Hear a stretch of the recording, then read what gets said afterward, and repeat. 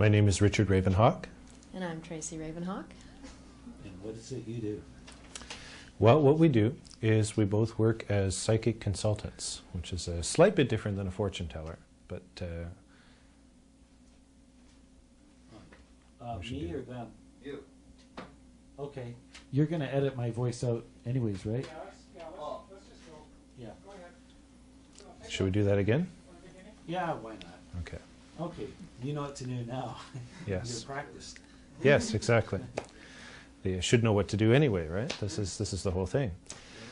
So what we do is we both work as psychics, which is a slight bit different from a fortune teller from the standpoint that there's also an element of guidance within a reading when a person would come to us.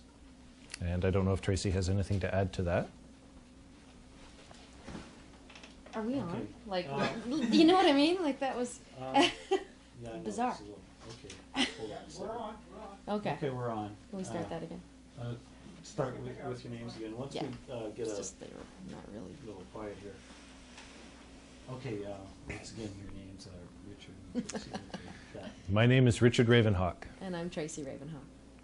And what we do is we both work as psychics, which is a slight bit different from fortune telling from the standpoint that there's a little bit more of an element of guidance within a reading or session when somebody would come to one of us as for a session or for a psychic consultation. What started you, or maybe gave you an idea that you had psychic powers, or was it something that you learned, or something that you just believe you're given?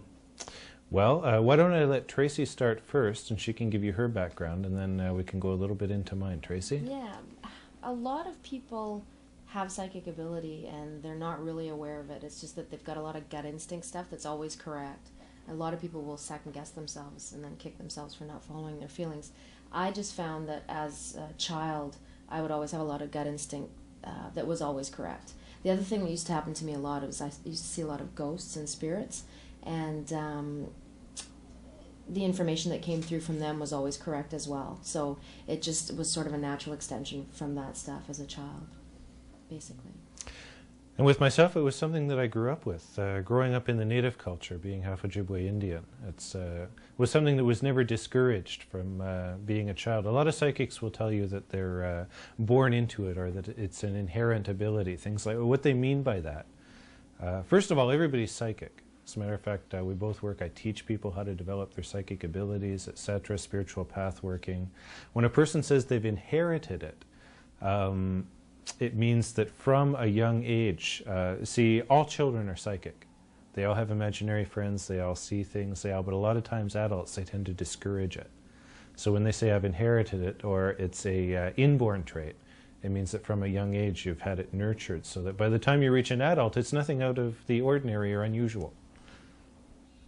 What about a lot of commercials you see on TV? Is there any validity to what they do? Oh, psychic hotlines. I could tell you stories Yeah. about Not that I want to psychic slag hotlines. anybody or anything. Yes, yes. But Some of them are reputable, but yes, some of them are reputable, but we'll definitely say I could tell you horror stories through first-hand experience with some others. So it's the only thing that I say about psychic hotlines is even though there may be good psychics that work for them, you really don't know who it is that you're getting on the phone. Tracey and I both have seen ads for psychics to work for them in the newspapers that say no experience necessary. yeah. And I'm sure that even though there may be some good psychics, and when you think about it, you're paying $5 American a minute, $4 and change, it's $100 for a 20-minute reading. Yeah. Come see us, we'll charge you $50 for a half hour to 45, you know? How would somebody feel comfortable about going to you rather than one of these psychics? Well, what can you say to them? There's two schools of thought. Coming to somebody like myself, there's a personal element to the reading, okay? You're there in person, you're giving the psychic something to focus in on besides just a voice on the telephone, which is just as valid.